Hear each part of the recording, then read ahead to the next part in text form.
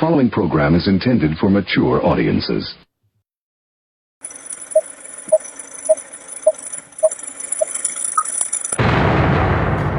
Rudy's Revelation. I'm Donald Trump, and I approve this message.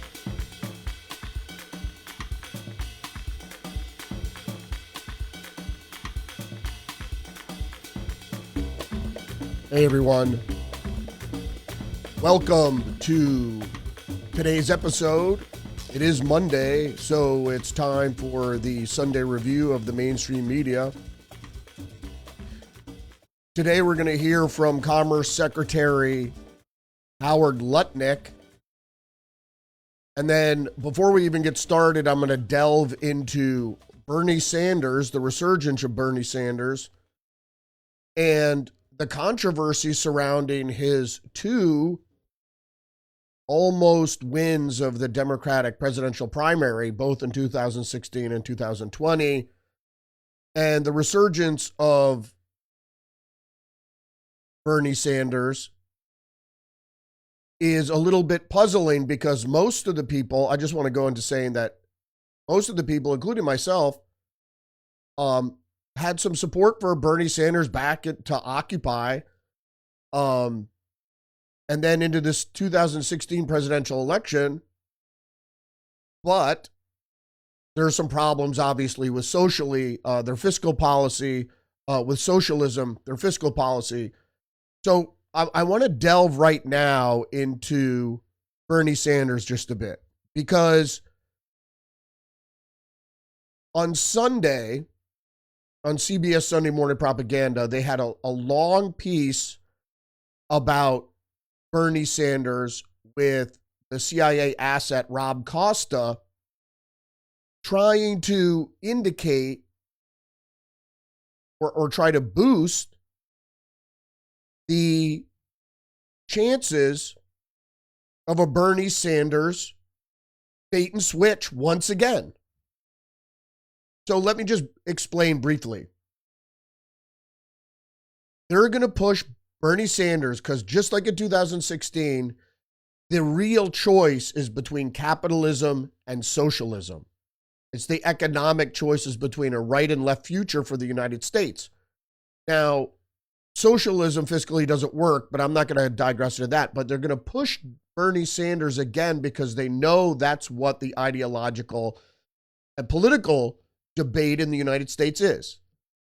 So they have Bernie Sanders, just like in 2016, they pushed him to the front, sold everybody on a beautiful socialism, and realistically, it's the reconciling of socialism and capitalism, that it's a fascist system that they're building, and they sort of built it already in China. In any case, people don't understand Bernie Sanders won the 2016 Democratic primary for president of the United States. He also was poised to win in 2020, but it's not the primary voter that gets to decide who's on top of the Democratic ticket, or the Republican ticket, really, for that matter. It's the political parties. There's no right, and even it's in writing, that they don't have to abide by the electorate, by the Democratic electorate. And so even though Bernie Sanders won in 2016, they just awarded the super delegates, Debbie Wasserman Schultz did, to Hillary Clinton, and she wins. So they didn't even have to go that far in 2020, but again, Bernie Sanders was the front runner, and they're doing it now. They're already having Bernie having his rallies again, and he gets large turnout, tens of thousands, to see Bernie Sanders in AOC. And he says, I'm not running for president. It doesn't matter. He'll never be elected president, because at the last minute, the establishment will switch him out for a more establishment neocon thing. So what am I talking about here? Let's get into it. All right, 2016, June. Bernie Sanders lost a Democrat primary, but won the Democratic Party. What does that mean? Let's keep going. 2017, fact check. Did the DNC illegally steal the 2016 primary from Bernie Sanders? The answer is yes and no, and we're going to get to that. You have to familiarize yourself with the results of the 2016 Democratic Party. This is from Wikipedia. It tells you the lie. So the narrative there. The narrative is at Wikipedia, the results. And they said, they go through a lot of gobbledygook, but they go on to say that, oh yeah, Hillary Clinton won the 2016 Democrat primary fair and square. Legally, and I'm going to go into why. First, let's get into this. Think progress, the complicated origin of the Seth Rich conspiracy. The conspiracy theory goes on to say that Seth Rich, like many other Bernie supporters, Bernie bros, when they realized that the Democrat primary was a sham, the theory goes that Seth Rich, who worked for the DNC, leaked classified emails that contained some salacious emails from John Podesta and other stuff. I got to go fully into exactly what it uncovered, but it uncovered a lot. The fact that he, Seth Rich, was murdered because he leaked that information. And so Hillary Clinton went to murder him, basically. He's another of the Hillary Clinton body count, or the Clinton body count. So he leaked the information to WikiLeaks. WikiLeaks distributed it. A lot of hullabaloo about it, obviously. And then Seth Rich ends up dead. Dean Phillips apologizes to Sanders for dismissing claims of rigged Democratic primary system.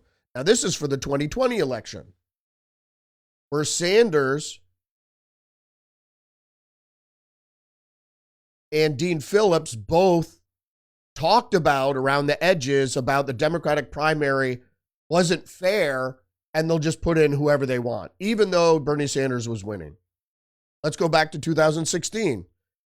How do we know that it was rigged? Well, Donna Brazile, who was a DNC staffer and TV personality, that not only leaked, she was working for CNN, she leaked the questions of the presidential debate between Hillary Clinton and Donald Trump, leaked them to Hillary Clinton. Not only that, but then she put out a tell-all book that said the Democratic primary was rigged by Debbie Wasserman Schultz, who was a congresswoman from Florida, and she had to step down as chair of the DNC because she basically rigged it, and it's not quite illegal. I'll tell you why.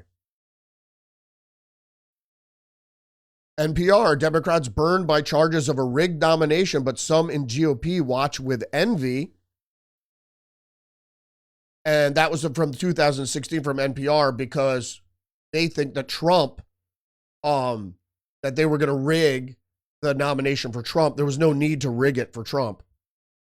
And then a strange headline here from KCRW, vote update. How big was Bernie's win in the California primary loss? What are they talking about? In 2016, Bernie Sanders won California and New Hampshire, but lost the nomination.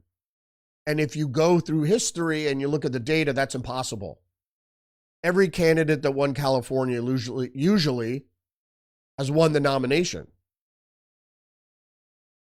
Fox from 2020, Bernie Sanders just won the all-important New Hampshire primary. An inside look at how Sanders' campaign pulled off their New Hampshire win, because he's wildly popular, without a doubt.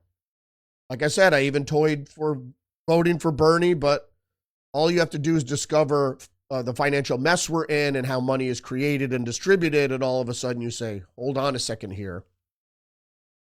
We can't just give up checks to people. Okay, the crux of the matter.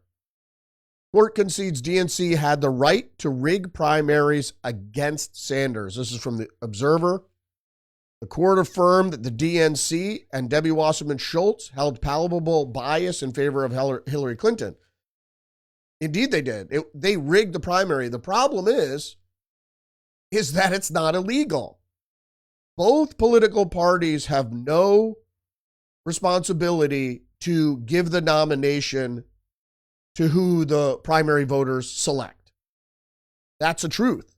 How do I know it's a truth? Or how could you know it's the truth? Just go to Wikipedia, Wilding versus DNC Services Corp. Lawsuit in 2016 against Democratic National Committee and Debbie Wasserman Schultz, the plaintiff, a group of Bernie Sanders supporters claimed they had been defrauded in the 2016 presidential election. It goes on to say, though, that it was legal to do what they're doing. The Daily Dot. This is from the 2020 race, so you can see the similarities. Bernie Sanders supporters are suing the DNC. Here's what you need to know. The DNC is accused of violating its own rules by favoring Hillary Clinton over Bernie Sanders. Well, this is the 2016 election. They're still suing in 2021, apparently. Sorry, my mistake. Here's the killer. Snopes, DNC lawsuit process server Sean Luke is dead. Sean Luke, I just have to interject here. One thing here. The rules of the corporation, or actually they rule that the DNC is not a corporation, so it has no fiduciary responsibility to register Democrats. And then they went on to say, and they showed the rules that they can the party can nominate whoever they want. So how they go about it. And this slid under the radar for the mainstream media, but it's true. Your primary vote doesn't mean any, well, I won't say it doesn't mean anything, but for the most part, the Republican Party could have said, we're not going with Trump. And they were angling to do that, but his support was so overwhelming. Okay, Sean Lucas. Who is Sean Lucas? DNC lawsuit process server Sean Lucas is dead. This is from Snopes. Sean Lucas, depicted in a viral video serving the DNC with a lawsuit in July 2016, died of accidental polypharmacy in August. What the hell is that? That is, he died of fentanyl poisoning back when really, I don't want to say fentanyl wasn't a thing, but it wasn't as big as it is now. But they tried to say he overdosed a day after serving this really important process server. You understand it's retribution from the Clintons against this guy, Sean Lucas, and of course, Seth Rich. What anyone would have to gain by retroactively murdering a process server remained unexplained by conspiracy theorists. What did I just say? It's retribution, which the Clinton mafia is known to exact. Okay, back to Snopes. Accidental, one caused by the combined adverse effects of fentanyl, glycobenzaprine, and midazolam.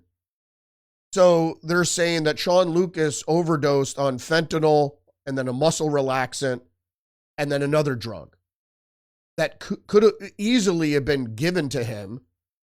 And this is one of those assassins' favorite ways. For an example, I would go to the movie Michael Clayton and check out how the corporate security goes about eliminating this witness who turns out to be a threat to the corporation. Right? They cattle prod him, put a pill in his mouth, inject him under the toenail. It's over in 2 minutes. From Law and Crime in DNC fraud case, focus shifts to video featuring process server who mysteriously died. And what did he serve? Well, he served the DNC with the lawsuit claiming, and then Wilding was later adjudicated, that the DNC rigged the primary for Hillary Clinton just by threatening all the super delegates, you have to vote for Hillary, despite what the voters voted for. And that's how it works. All right, Wall Street on parade. Sanders supporters stunned by sudden death of 38-year-old Sean Lucas, who served a lawsuit on the DNC and Wasserman Schultz. People don't know about Wasserman Schultz. They don't even know. And this is just one thing. And then tied to that is this whole laptop scandal where her laptop was seized or stolen or whatever. And it had really incriminating stuff on it. That's another rabbit hole for you to go in. All right. What we're going to do now is go to Secretary of Commerce, Frank Lutnick. And he is going to explain to Maggie Brennan the simplicities of what the tariffs are. And he's going to explain them in very, I would say, impassioned terms. And he's right.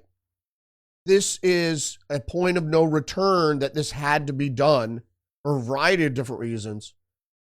And it is to remove the yoke of globalism, communism, socialism, the European Unionism from America so America could be sovereign again. Because right now we're being held hostage by the merchant class, the corporate class, corporate fascists, internationalists of the world. All right, let's go to Lutnick. Our economy is the consumer of the world. We begin this morning with Commerce Secretary Howard Lutnick. Mr. Secretary, welcome to Face the Nation. Well, you've got to realize this is a national security issue. I mean, we don't make medicine in this country anymore. We don't make ships. We don't have enough steel and aluminum to fight a battle, right? All our semiconductors are made overseas, so every button we press when we try to start our car or even use our microwave, these are all semiconductors. They're all made elsewhere. We've got to start to protect ourselves, and we've got to stop having all the countries of the world ripping us off. We have a $1.2 trillion trade deficit, and the rest of the world has a surplus with us.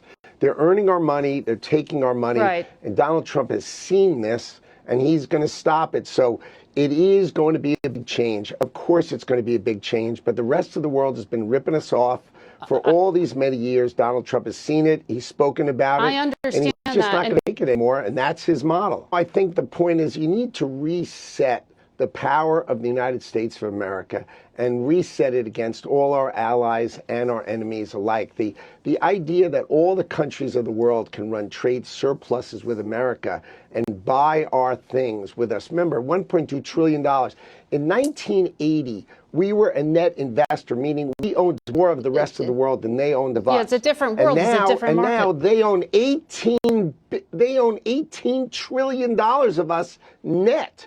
You're fired. Get out of here. So that means the rest of the world, every year when we run a $1.2 trillion deficit, the rest of the world buys $1.2 trillion of America, and it goes up and up and up. And eventually we're not going to own America, and we are going to be owned by the rest of the world. Imagine if we had a war and we can't build a ship, we can't fly a plane, we can't build our own planes, we don't have our own semiconductors. This is what the president is here to fix for America. It's in his hands, and he wants to fix America. This is his chance to fix America, and we need him to fix it for our children and our grandchildren.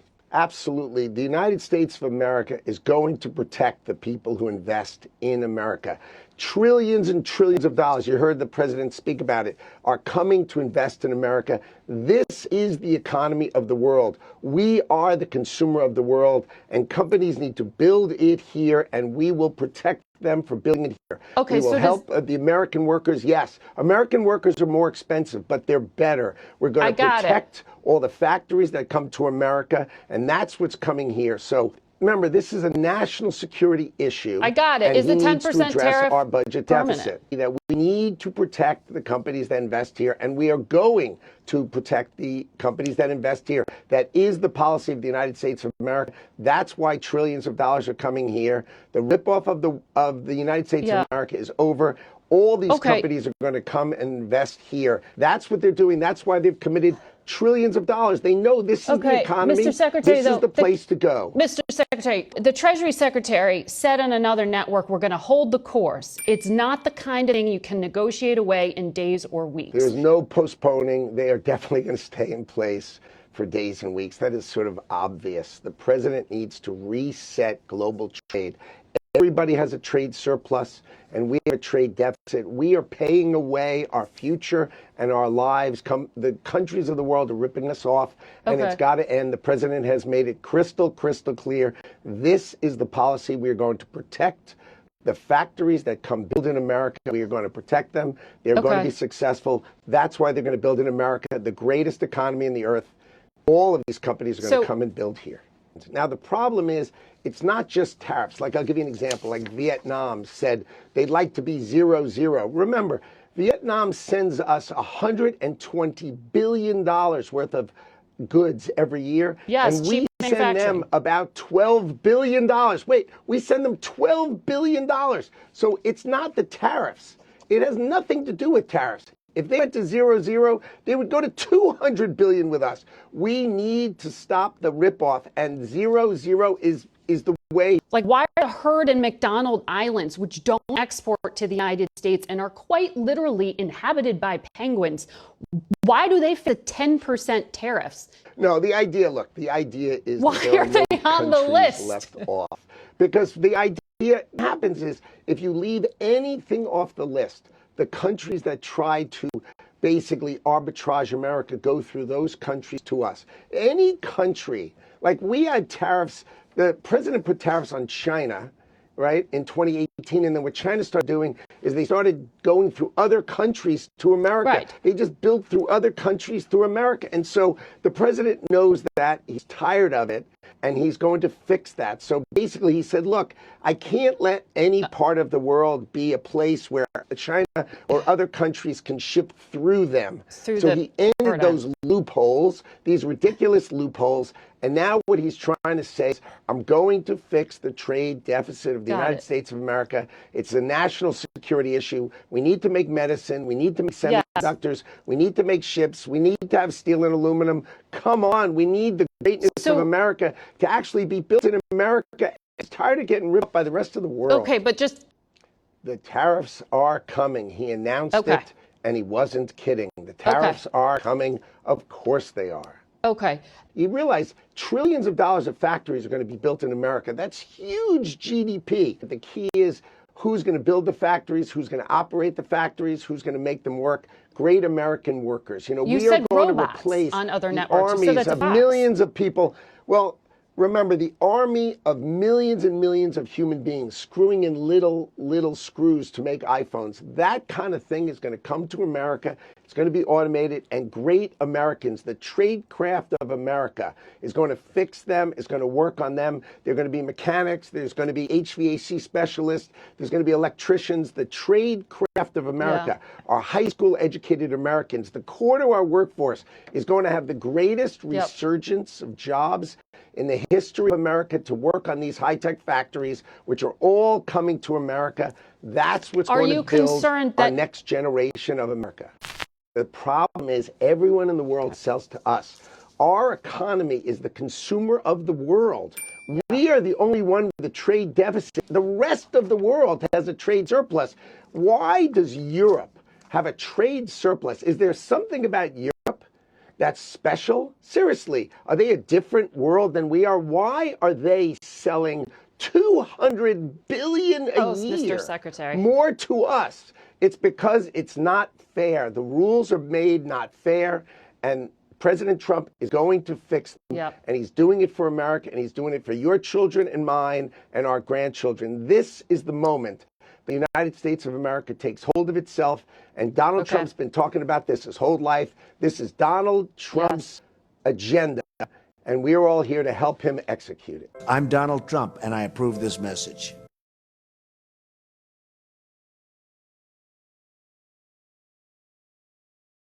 All right, there you heard from, it was Howard Lutnick, the Secretary of Commerce of the Trump administration. And he lays out the passionate plea for tariffs and why we have to do tariffs, and not just because it's a favorite tool of Donald Trump, but really because it's it is a tool of Donald Trump, but it is used from extract ourselves from the globalist system in a way that's going to benefit the United States in the long term for a number of different reasons. But it's going to raise revenue as well. But the people that are panicking right now is the stock market, and that's the people that run globalism. That's the people that have benefited over the hollowing out of manufacturing in the United States. So now they're shifting because they weren't quite prepared. They didn't think Trump was going to go through with it. So to all you people that think that Trump is part of the corporate fascist cabal, why would he do this to big business? He's doing this for the American people. So if you bear with him and just buy American, you're going to be okay. All right. I know that interview was kind of long. I'm going to take this opportunity to ask you to engage the channel, like, subscribe, leave a comment, and share the podcast. Well, really appreciate you. And now I'm going to tear into the Sunday New York Times to show how the newspaper continually mischaracterizes the facts to mislead the public. And I'm going to do something different this time. I'm going to start in the editorial pages, the op-ed pages of the Sunday New York Times. And I'm going to start because as I said earlier, that this is a trade war against the communists in China specifically. We haven't heard of anybody retaliating against the United States because, as you heard Lutnick said, the United States is the market where people make their money, right? No market is as lucrative as the American market, and it's open. So there was really no overhead till now. But the war is really, although it's a broad-based tariff, the real war is against China and what the globalists did to ship all our wealth and build up the authoritarian communist regime of China, and even gave them Hong Kong during COVID. Was it a peep in the media about, oh, the democratic protests were squashed? Yeah, but communist China took over the island. In any case, let's go to Thomas Friedman. If you don't know who he is a well-known columnist for the New York Times. And he says, I just saw the future and it was not in America. The actual headline here was China is where the future is happening, was the headline in the newspaper. And he goes on to say, I had a choice the other day in Shanghai, which Tomorrowland to go to. And he said the fake American designed Tomorrowland at Disney or the Chinese technology giant Huawei. And she went to Huawei. Well, he went to Huawei. It was fascinating. I'd never seen anything like it. Built just over 3 years ago. And he verbally masturbates all over China. Right? China is not the answer. China is not free. I heard people talking the other day about moving to Vietnam. Okay, Vietnam. Even the Vietnamese don't like the Chinese. Living in China is no paradise. And they are the worst polluter on the globe. So if you're an environmentalist, it's not the globalists want to move to a Chinese system. Neo-feudal technocracy. All right. That's not what you want. You want individual freedoms. You don't want to sell out to the socialist promise of utopia. All these Bernie bros out there, Bernie Sanders followers. There's no utopia. Everyone's equal, which is great, but you're equally poor. And then there's a rich corporate ruling class. Okay. Another op-ed piece from Tara Zahra. Dr. Zahra. Is it like Dr. Zira? Anyway, is a professor of history at the University of Chicago. Oh, there you go. University of Chicago, and has written extensively about globalization's first collapse. Well, if you know anything about University of Chicago, the business school, and some certain professors that used to teach there, I'm not going to digress. But that's basically where neoconservatism was born. I say no more. So Tara goes on to say, before World War I, globalization was at a high point. Advances in technology, including the steamship and the telegraph, allowed people, goods, and news to cross borders with extraordinary speed. Migration boomed. The economist John Maynard Keynes, conjuring an Edwardian version of Amazon. Why? If you know who John Maynard Keynes is, he is the economic philosopher who believes that debt doesn't mean anything, that you could just keep borrowing and borrowing and there's going to be no ill effects as long as you keep a good credit rating and can keep borrowing. That's not true, as we've seen, because the interest or the debt service gets too big. It's like spiraling inflation, macro inflation. In any case, it goes on to say, many people believe that this kind of internationalism, and then at the end in the 20th century, the world experienced a second great acceleration of globalization. And then they write, communism collapsed, European Union expanded, and soon China joined the world trading system. Migration once surged again. Communism collapsed, but China joined the world trading system. Is China communist? Right. And China is probably bigger and more powerful than the Soviet Union could ever choose to be. And that has a lot to do with technology transfers, missile transfers in particular, but I'm not going to go into that either. But so you see what they're saying here? Okay, Friedman says, oh, look how beautiful, China's the way, China's the way. And then you have this person say globalism is good, you get coffee and stuff from everywhere, and you get cheap fucking Walmart garbage from China. Isn't that great? Not what people want. People want designer. But I would say invest or start buying in American designers. But clothes are going to get more expensive because all those jobs were shifted overseas. I don't know what to tell you. Make your own clothes. I'm going to tell you something, is that they're going to move their manufacturing back here. And it will be more expensive. Sorry. All right, let's get into the headlines here. Trump rejects Biden plan to expand Medicare coverage for obesity drugs. The administration officials reversed a decision made during the Biden presidency that would have given millions of people access to weight loss drugs paid for Medicare and Medicaid. That's not what the headline is. The headline is the U.S. government and taxpayer is going to pay the pharmaceutical industry billions and billions of dollars so you can give fat people drugs to lose weight, when that's not going to make their lifestyle more healthy.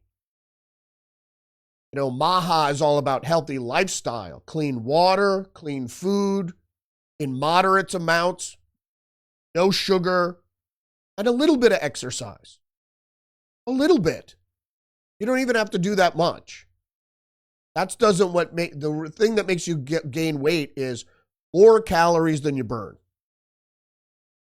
But I don't want to pay for some fat ass, right?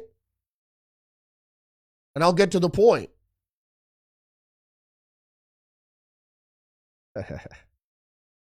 Medicare, the government insurance program for Americans over 65 and people with disabilities, does cover the weight loss drugs for patients with diabetes and for a much smaller subset of people who are obese and have heart problems or sleep apnea. So most obese people have apnea. So the people that have that can get the drug if they have an underlying medical condition. But if they just want to lose weight for vanity's sake, they can't use these drugs. The American taxpayer shouldn't pay for them. Here's some free advice. Go for a walk. Because it's always been the weight loss drug is, I want to sit on my couch and eat potato chips and lose weight. All right, this was in the news last week. Laura Loomer's role in firings show rising sway of fringe figures on Trump. President Trump has always solicited information from dubious sources, but now in his second term, he has fewer people around whom have tried to keep those voices away. Okay. Let's get to brass tacks. You know the people who were fired. Well, if you didn't, let me get into the story. All right, here's the lead. Loomer, the far-right agitator and conspiracy theorist, supposedly, that's speculative, held a stack of papers, receipts that detailed a litany of accusations about disloyal members of the National Security Council. She had receipts. The National Security Advisor, Michael Waltz, arrived late and could only watch as Ms. Loomer ripped into his staff. Fire them, Trump instructed Mr. Waltz, according to the people with knowledge of the meeting Wednesday. The president was furious and demanded to know why these people had been hired in the first place. I'm going to get to the good part right now. Because if you didn't know who was fired and why they were, let's get into it. Okay, General, I think it's an Air Force General, Timothy Haw, the head of the National Security Agency, or NSA, that's the surveillance agency that does surveil on American citizens against the constitutional, and U.S. Cyber Command, he's also the head of U.S. Cyber Command, had been chosen by General Mark Milley, the former chairman of the Joint Chiefs of Staff, who Ms. Loomer called a traitor. All right.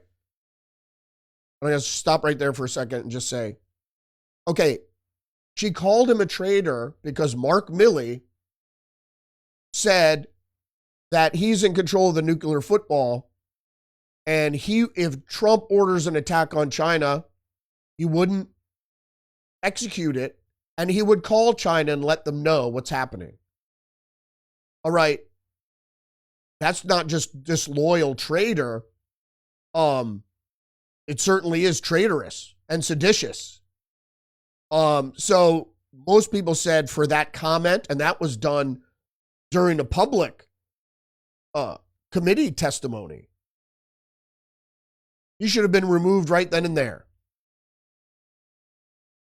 This guy appointed this Air Force general to the NSA and Cyber Command. And General Haw's deputy, Wendy Noble, was close to James Clapper, former director of national intelligence and fierce critic of Mr. Trump. Now, you don't know who James Clapper is. He's the guy who had to testify when it was obvious that the national surveillance, the United States surveillance, was surveilling the candidate, Donald Trump, and then his presidency. And then he was asked, I think it was by Ted Cruz, do you spy on Americans?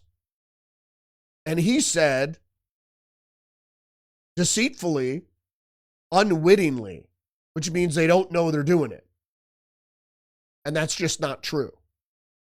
Hence the FISA applications.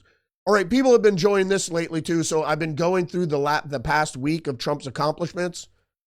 So this might interest you as well. Karen Urish and some of the other staff at the New York Times puts together this list.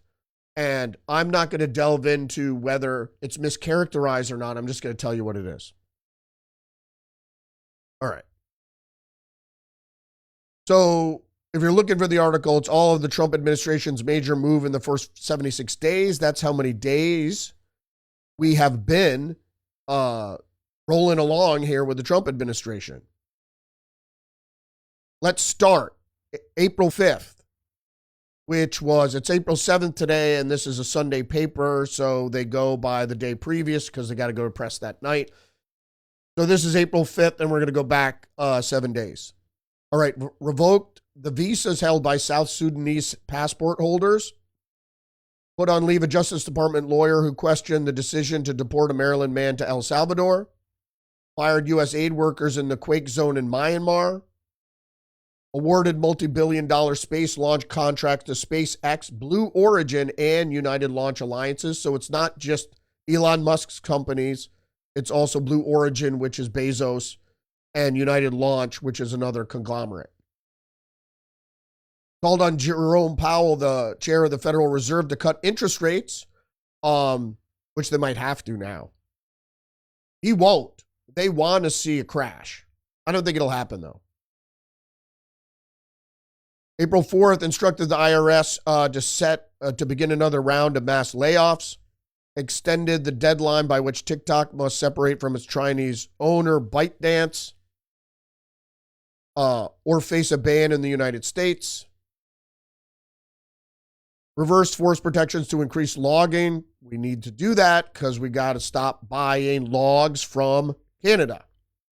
Agreed on a path forward for a mineral deal with the Democratic Republic of Congo.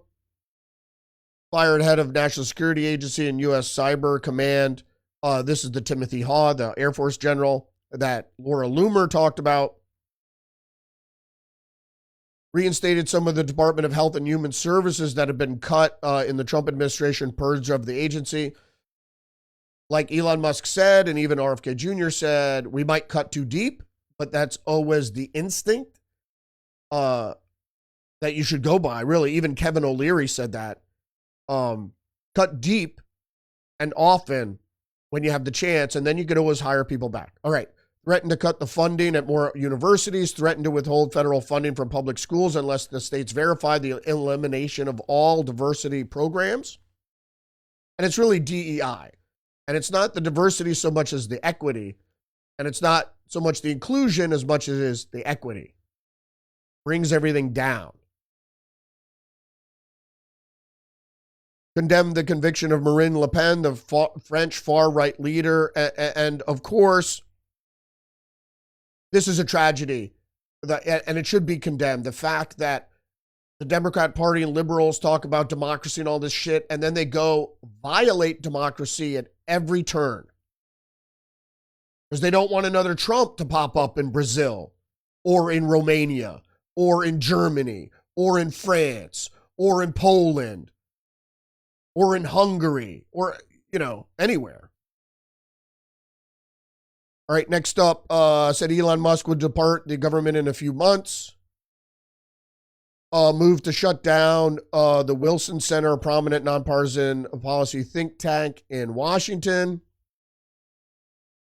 It's not nonpartisan. I hate when they throw that word around. It means nonpartisan means they don't take funding from the RNC or the DNC.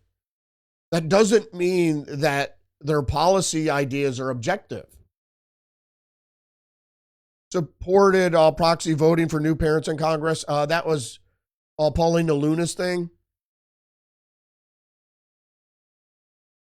It's semantics. For a week or two after birth, right? Not new parents, okay? Not if you're a woman, this is just my take.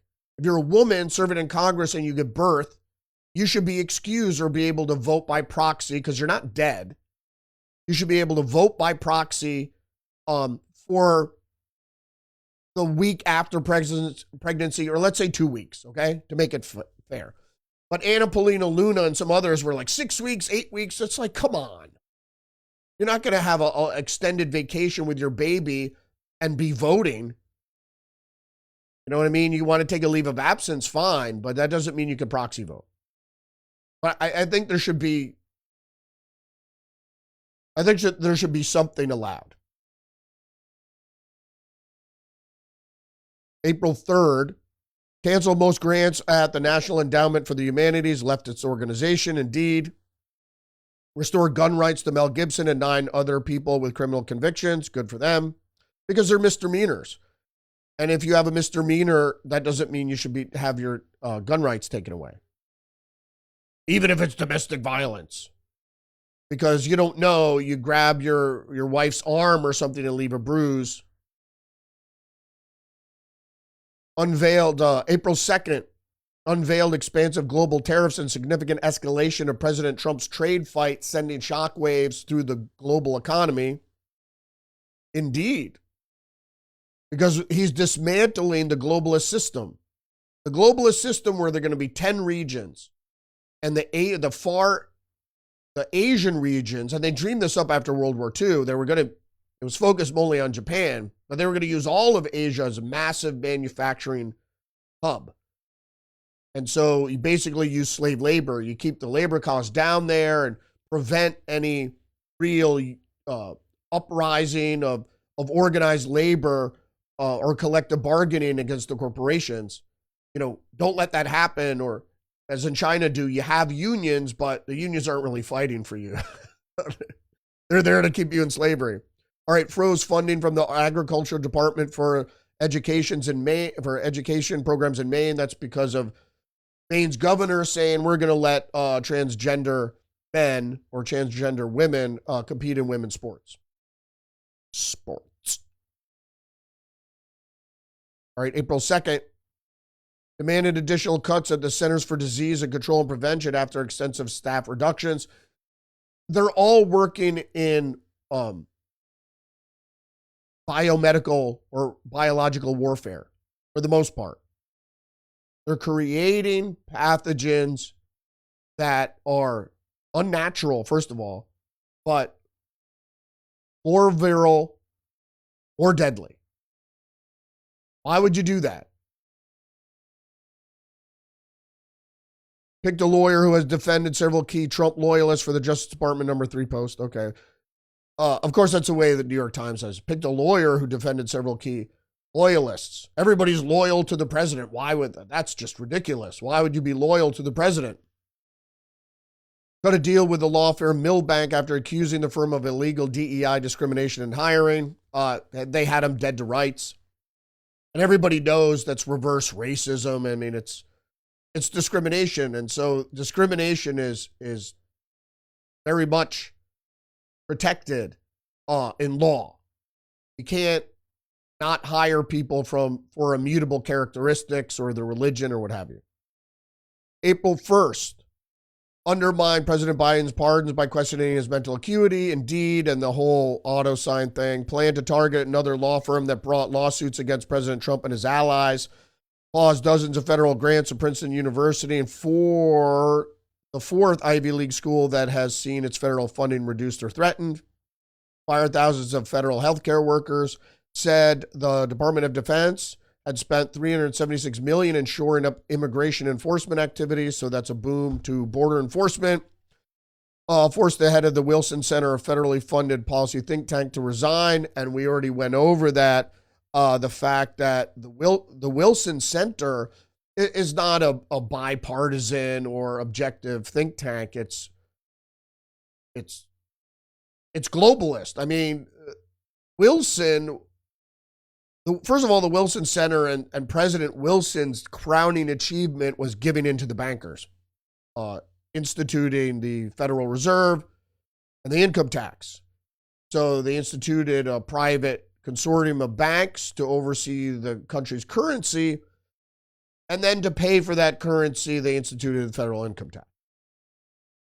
The American taxpayer would finance the creation of wealth, which they would skim. April 1st, revoked the visa of Nobel Prize laureate and former Costa Rican president, whatever. Shouldn't be here. Walked back letters to foreign contractors that instructed them to comply with executive orders aimed at dismantling diversity programs. For now, because he was said to pause it. I mean, all these lower courts have been able to do is pause. Laid off entire staff running $4.1 billion program to help low-income households across the United States pay their utility bills. $4 billion, and you don't need staff to do that. You don't need the amount of staff, is the point. That money, which was appropriated by Congress, will still be spent. Announced T. Elliott Grazer, the conservative Solicitor General of Ohio, would be the Assistant Attorney General leading the Justice Department's Office of Legal Counsel. Good. He's got beneficiaries. Resumed buyout programs for federal employees to cut down on the government workforce, and that's good. They'll still have money to contribute to the economy while they look for another job, but they're gone. Removed between 350 and 400 books from the Naval Academy to comply with a verbal order from Defense Secretary Pete Hegseth. Diversity, equity, inclusion content. It's divisive propaganda material. Again, from April 1st, said federal prosecutors would seek the death penalty for Luigi Mangione, who was charged with murdering a United Healthcare executive by shooting the father of the two in the back, which is a coward's way You don't give the guy a friggin' chance. Why don't you, like Hamilton, you like Hamilton so much, why don't you go for a duel? Let the best man win, not the coward who then runs away. And then March 31st admitted that the U.S. had deported legal immigrant because of administrative error. More from March 31st said the administration would relax the limits on pollution from cars, saying the move wouldn't make any difference to the environment. It's not pollution from cars. It's pollution from burning gasoline. So you're going to relax the limits because what was driving the move to the electric vehicles was that no gasoline-powered cars would meet that pollution standard. Okay, granted itself authority to summarily deport Venezuelan migrants accused of being members of violent street gang.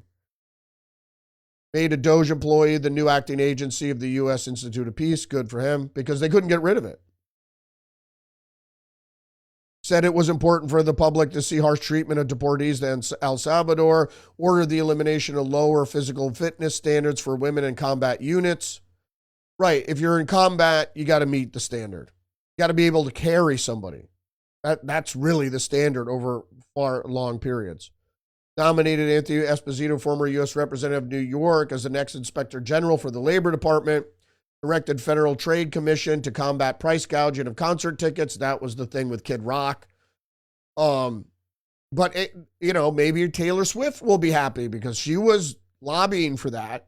So maybe she'll endorse Trump now.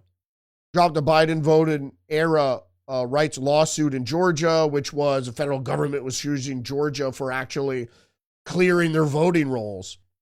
Said there would be no exemptions for tariffs set to begin on April 2nd. Said President Trump had commuted the sentence of another former business associate of Hunter Biden, that's Jason Galanis. And there it is. All right, I got to go quickly now because we're already at 11 o'clock. So let me just race through the headlines here. More than 500 law firms back Perkins Coie in fight with Trump. That's terrible. These are the leftist law firms that are banding together again to fight Trump. Some have just rolled over, which is good because he has evidence on all these places. And I have evidence too. I'm not going to go into it. Okay, Trump is on shaky ground with the mass layoffs at HHS. Experts say job and program cuts in the Department of Health and Human Services. But the point is, I'm going to get to the crux of the matter here, is that these funds are need to be allocated, right? But they weren't created by Congress. Congress funds it, but these programs weren't created by Congress. These positions weren't created by Congress. We're not getting rid of the department, which was created by Congress. Just the funds have to be spent on something related. But that doesn't mean you can't fire these people. Okay, Trump officials have now not funded Radio Free Europe despite court order, so they're delaying this. These programs are defunct. Nobody believes Radio Liberty or Radio Free Europe. Nobody believes that it's not propaganda. It is, of course, propaganda. That's the whole point. But what they're doing is they offshored. They put the responsibility on the taxpayer. Made it a separate agency, said, no, these are just news organizations. Bullshit. Everybody knows they're propaganda. They're not fooling anyone. And right now, your cyber command and online propaganda is much more useful than radio. Nobody listens to the radio. You know what I mean? Anyway, the predatory friend Trump treats Europe as anything but an ally. Because they have been treating us unfairly. We protect them, and they treat us very, very badly for somebody who's their defense umbrella. Senate approves GOP plan after overnight vote-a-thon. If you didn't know this, from Friday night, so they didn't have to stay the weekend, the Senate went ahead and approved the one big beautiful bill. But of course, Max Stier, the president of the Partnership of Public Service, says, I believe it's illegal, although he's not a judge and he's not a lawyer. So, and he says it violates the Constitution, but he obviously is just giving his opinion. He doesn't know anything about the Constitution because the chief executive has been empowered over and over again over the last 100 years. And so just because, I'm an originalist, but the law is the law. So you always take advantage of what's ever within your parameters to do. So if it's within the law, it's in your parameters to do. Republicans like tax cuts. With tariffs, Trump is raising them. In the newspaper, it was this: Republicans like tax cuts, but they're raising taxes. They're not, because they're tariffs, which are not taxing the indirect tax on the American people, but they're just going to say they're taxes. And it's really up to the distributor if they want to pass, or the retailer if they want to pass any incurred expense onto the consumer. Because the consumer could just go, well, I'm going to buy American. Also, I revisited this story time and time again, how South Korea's democracy prevailed over a reckless leader. What does that sound like? That could have been Brazil, or it could have been Romania, or it could have been France, or it could have been the United States with Donald Trump. The president was a conservative president that was railing against the Fabian socialism within Korea, which he said there was basically a segment, and there has been a segment of socialist theory that was undermining sovereignty of South Korea, which it was.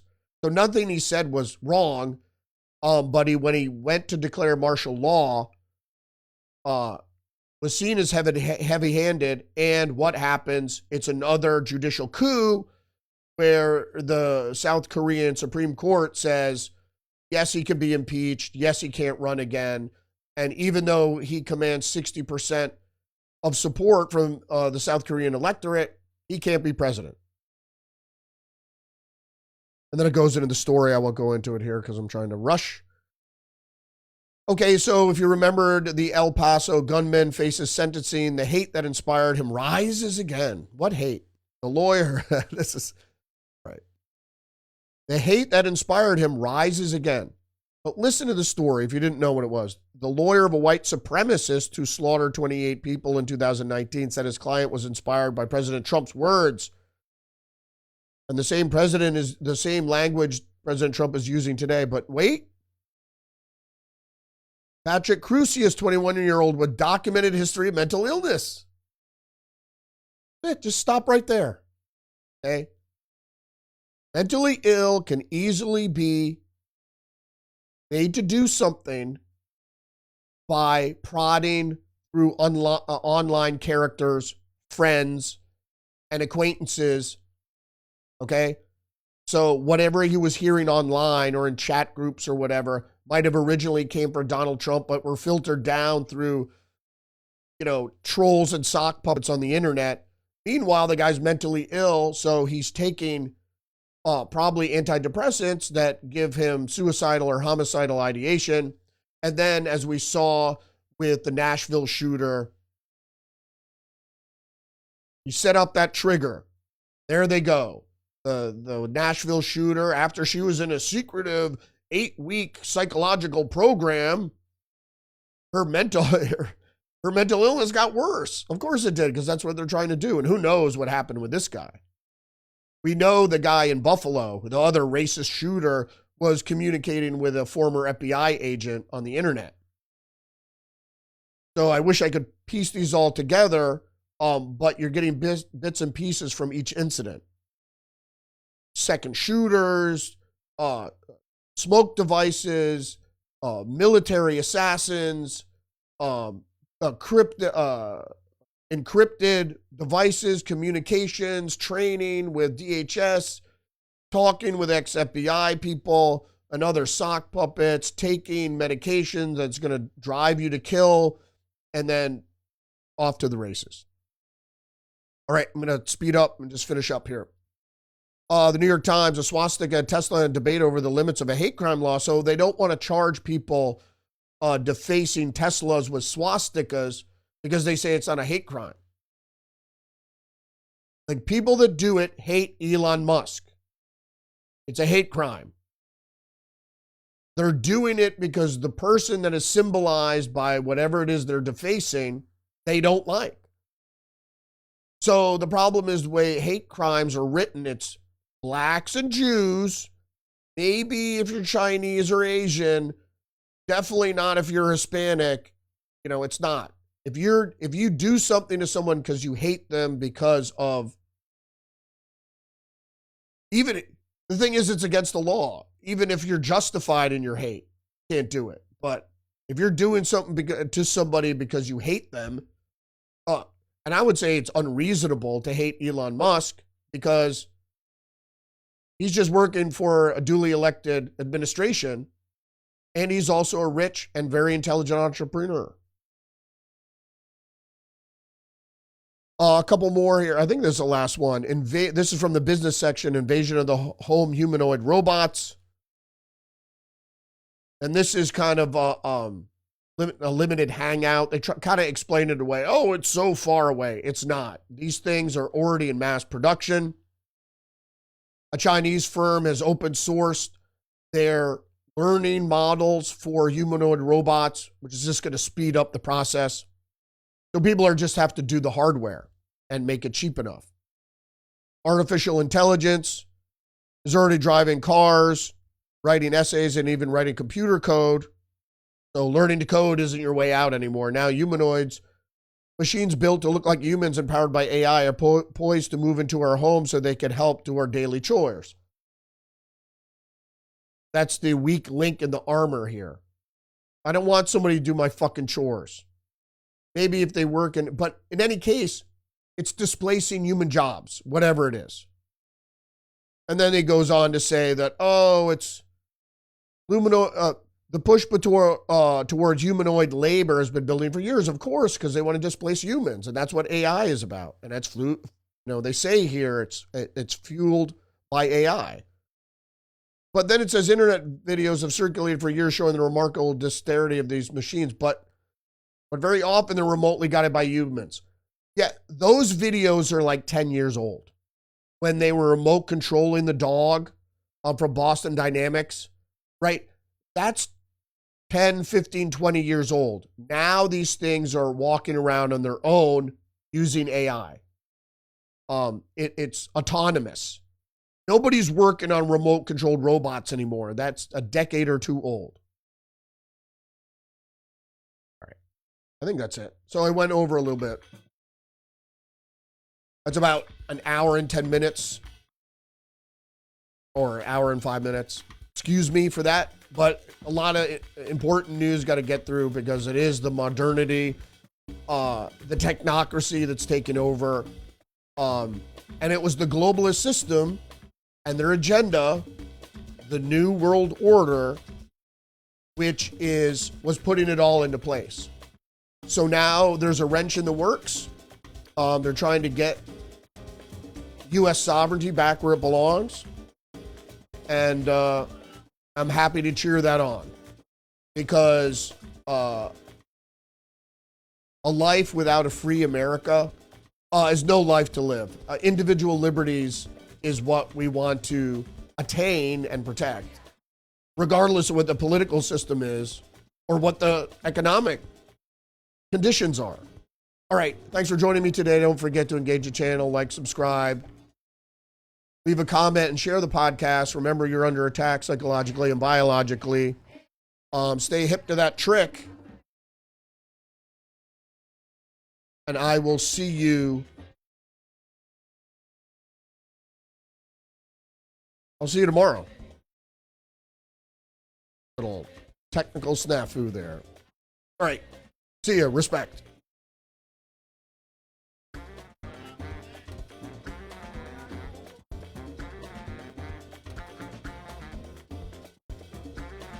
I'm an American. I have rights. You can't handle the truth.